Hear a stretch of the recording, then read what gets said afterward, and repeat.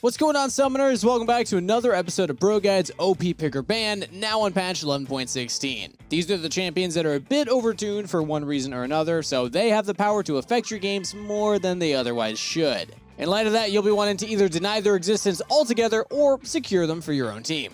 Do note that the champs in this video are generally the most meta picks for their role, and as a result, they're mostly picked or banned pretty frequently. If you're looking for champs to play that are much less contested, check out our top 3 champs to main series instead. The champs in those vids are still strong enough to carry with, but lower in both pick and ban rate, so you're more likely to actually get your hands on them. We'll be starting things off in the top lane with Camille. She's been on our list as a top tier pick for what feels like 2 full seasons now. She's definitely a champ where really good play can lead to 1v9 in your games, and usually we see her performing super well in Plat Plus while falling a bit behind her in lower elos. But right now, she's ranked as the #1 performing champ across all ranks, so I'm not sure what the holdup is on those nerfs. Now, part of this is due to how broken Divine Sunderer is and how perfectly she utilizes it, and the other part is just how ridiculously her design is in the first place. She has one of the best lane phases of any champ, able to win most lanes and go even in those that she can't. This is all thanks to how flexible her abilities make her. In a winning lane, it's as simple as trading with Qs and using E if you need to go in harder or make an escape. In harder lanes, you just sit back and use W from range, both poking your enemies and healing you up for an easily won battle of attrition. Usually being really strong early comes at the price of falling off as the game goes on, but with Camille, it's anything but that. Her scaling is pretty insane, with a single second Q being able to do massive blows to anything that gets in her way, squishy or tank, thanks to the true damage. Generally, bruisers are best at split pushing, and while Camille definitely shines there, she can also be an invaluable asset in teamfights. The ability to come in from a flank and lock down a target for the rest of the team means that you can pretty much guarantee a kill on a high priority target in late game fights. Now, playing the most OP meta champs is a good way to climb, but simply locking in a champ isn't enough to start farming that LP. If you're really serious about winning, you should head over and check out ProGuides.com. Not only do we have courses from all your favorite streamers and pros like Core JJ, Aframu, and Xmithy to help you understand how to play your role, but we also have one-on-one experiences with our top-tier coaches available 24/7. Whichever option sounds more interesting to you, just go check it out. Now, our second top laner on the list is Maokai. Being such a strong fighter and being so easy to play makes Maokai a champion that just about anyone can get consistent results with. He was already performing really well in the role lately, and with his buff increasing the healing on his passive, he's going to be even better at duking it out with the scrappy bruisers in the role. And that's exactly what makes him so successful over the other tanks right now. Pretty much all tanks can fight other types of top laners in toe-to-toe fights, but most of them don't really have the tools to force those trades. As a result, most of the time, you just end up sitting around farming out the lane phase and waiting to be useful in team fights. But Maokai is just built diff. You can look to trade on your opponent anytime they move up to CS with a simple WQ combo. In the first few levels, you'll probably want to keep the trading pretty light though, but as you pick up those obnoxiously efficient tank items, Bammies, Bramble, and Steel Caps, you will easily be able to push around AD bruisers. And honestly, there's never really a falling off point either. You can very well match even the best split pushers pretty much the entire game if you choose to itemize against them. And outside of his 1v1 potential, Maokai being a tank also means that he is insanely useful in teamfights, being a beefy frontliner with a lot of disruption to offer. If you time it well, you can even use his Q to cancel jumps and dashes, so you can also prevent other divers from getting past you and onto your backline. Taking things into the jungle role, our first pick for this patch is Kha'Zix. He's somewhat more of a scaling pick due to his weaker early ganks when compared to the other meta picks, but that does not mean that he's weak early game. In fact, if you have the jump on your opponent, there aren't many champs that can actually stand up to you in a 1v1 in the jungle. Being able to stand up for himself against other strong early game champs means that you don't have to worry about needing your laners to hold your hand in the opening stages of the game. Since assassins are generally pretty useless when shut down early, the ability to farm up without being pushed around by the other jungler early is a part of what makes him such a reliable pick. Another thing that makes him so consistent is that he isn't nearly as snowball reliant as other assassins. Like, let's compare him to Rengar, for example. Rengar cannot reliably reach targets without his ult, so when it's up, he needs to be able to one-shot somebody. If he can't, he's pretty much useless. But with Leap being a basic ability, Kha'Zix has much less of a window of downtime where he isn't a threat, especially when you evolve it. There's also the combination of his ult and Duskblade, where Rengar needs to blow up a target, then either get out or die, but Kha'Zix can sit in a fight for several seconds thanks to all the stealthing options that he has. On top of that, Kha'Zix even comes with utility. If you evolve his W, which most people do, you'll be able to provide a massive slow so you can be useful even when you aren't jumping into the fight. Our second jungle pick on this list is Fiddlesticks. He's another good pick for players that don't want to rely on having to be ahead early game like most other meta picks right now. Playing a full aggro turbo ganking champion can definitely hard carry games, as I'm sure we've all seen Xin Zhao or Lee Sin pick up 2 to 3 early kills and then snowball a game wildly out of control. But it also can be pretty coin flippy. If you end up in a Lee versus Xin Zhao matchup and the other player has better laners, there's not much you can do about that. But with Fiddlesticks, you do not need lane diff. You can just focus on farming up, working towards having your ult unlocked, and then once you do, you got guaranteed kills when you look to gank, as long as you target the right lanes. Most of the time, this means going for bot ganks and then taking Dragon afterwards, but if that's not possible, just go for whichever lane you think will help you carry the most. The cooldown is relatively long, so you'll only get off a few ganks during the laning phase, but the impact that they have is massive.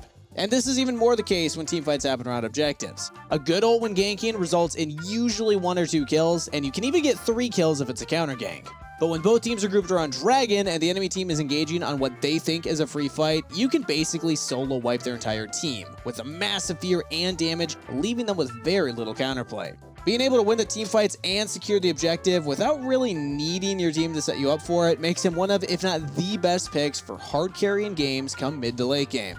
Next up, now moving to the mid lane, we have Talon. Despite being nerfed a couple of times earlier this season, he's back at the top spot as King of Cheese. His ability to easily score kills at level 2 very often leads to a ridiculously hard snowball before junglers could even come into the equation. If someone isn't used to his damage bursts, they'll often disrespect him, move up, and fall victim to the surprise burst of damage. But if an opponent does know how much damage he can deal, they often sit really far back, just allowing him to have his way with the wave. After all, Talon's pretty quick at shoving the wave, so when an opponent sits back, you can just push it into their tower and then go for a roam. With the ability to parkour over walls, you can quickly move to jungle fights or even go for ganks on a side lane. Post 6, this is basically always a guaranteed kill if your target is even a bit overextended. But something cool you can do is also look for solo invades as Talon. Mental warfare is a real way to win League, and there's nothing more tilting for the enemy jungler than being absolutely blown up and losing double buffs to you as they try to clear their camps. Then your opposing laner is the one that has to deal with it, so yeah, you're tilting 2 birds with 1 stone. A big contributing factor to Talon's success, though, is of course his build. Plenty of assassins can pop off and carry hard, but when you're going lethality, you're either one-shotting the target or you're just worthless. And even then, you're really just blowing up a single opponent, making your escape. But currently, the meta build on Talon basically makes him a bruiser. You still have the damage to one-shot a squishy AD carry or support, but you're also beefy, so you can stick around in the fight way longer. Then once you're low, you can still make a hasty retreat with E. Now our second mid laner is Katarina. Like Talon, part of what makes Katarina so strong is how quickly she can take over a game. She does a surprising amount of damage early game, with solo kills being possible as early as level 2 or 3.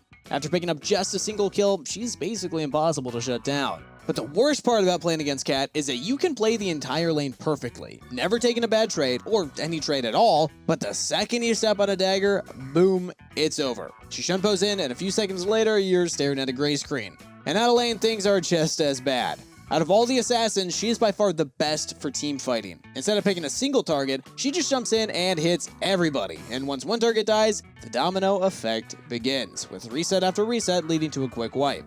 But before we get into the next pick, there's 2 things I want to note about the build. If you're not so confident in keeping stacks, especially against champions with little to no counterplay like Vi, Malzahar, or Skarner, feel free to get a defensive item over Mejai's. Usually this will mean Zhonya's, but in some cases Silvermere Dawn is good too.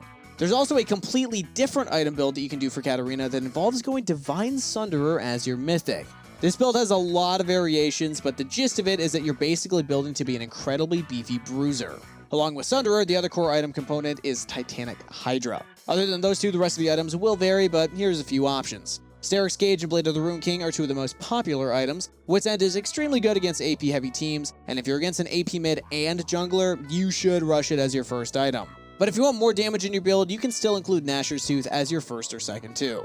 Moving things down to the bot lane, our first pick for AD carries is Vayne. Hyper carries are definitely the preferred class of AD carries in the meta for most of this season, and while champs like Jinx and Kog'Maw can put out a bit more DPS than Vayne in teamfights, mostly due to their synergy with Hurricane, those champs are also a bit more team reliant, especially in lane phase. But with Vayne, you're not such a vulnerable target. With Tumble's mobility and Condemn's knockback, you're pretty good at dodging threats and keeping yourself safe simultaneously. In fact, with the right support, you can even play Vayne as an aggressive laner and often get 2v2 kills, especially once you have ult. Later in the game, though, the same tools that made Vayne a strong laner also make her a great duelist, to the point that she can actually take on a fed bruiser or assassin if you play the right fights. And as one last selling point, while Jinx and Cog have Vayne beat in terms of AoE DPS in team fights, Vayne totally has them beat when you're going front to back against beefy frontliners. Yes, even Kog'Maw can struggle to melt tanks, even with his percentage-based damage, but that's magic damage. MR can do a lot to negate that. But with Vayne's true damage, she can completely melt through anyone in her path, no matter how stacked their resistances are.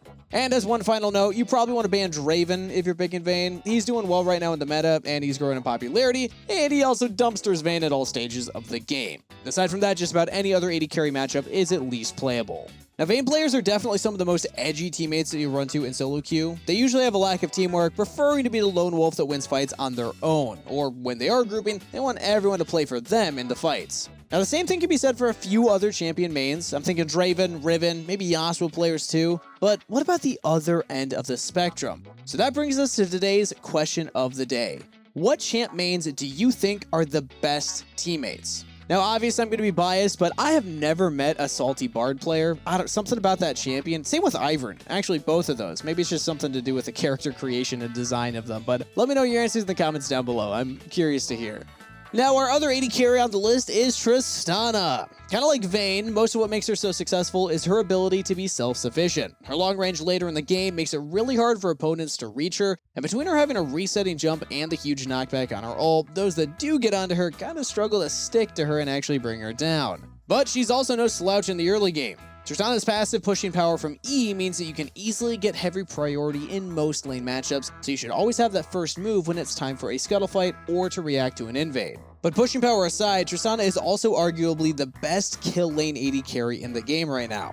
Her explosive charge, when fully stacked, does a ridiculous amount of damage, and with her jump having such a far reach, she can easily get onto an opponent to actually apply all of that damage. In fact, she's such a deadly early game champ that you could almost solo kill most squishy champs. But bot lane is of course a 2v2, so you'll usually need your support to actually participate. If they can land any CC and do some damage on their own, you should be able to pick up some kills pretty easy.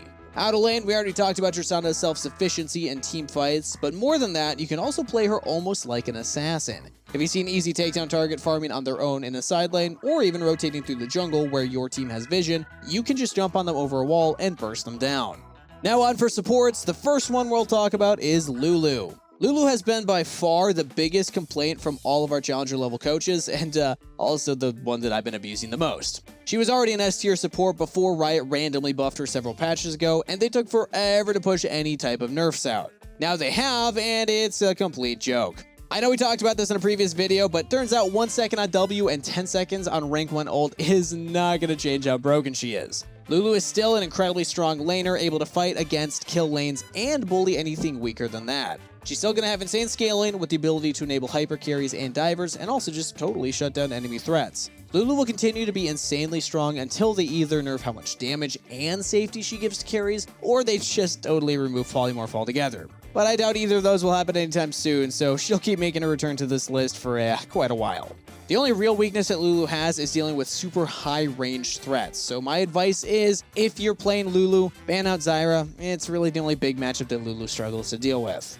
And finishing off our list, we have Thresh. Despite several nerfs this season, he's still a god tier support. In fact, he's the one champ that can easily give Lulu a run for her money when it comes to the top spot. The only thing keeping him from being the definitive best support is how hard he is to play to his full potential. Lulu's ease of use means that anyone can just pick her up and be useful, but with Thresh, if you aren't canceling jumps with E, making picks with Q, and positioning perfectly to lantern your immobile carries out of harm's way, you're not making the most out of his kit. But if you do master him, the amount of playmaking that you can make and shutting down you can do against your opponents make him the very best champ in the role for carrying games. TLDR, if you're good enough, you should be farming LP with this champ.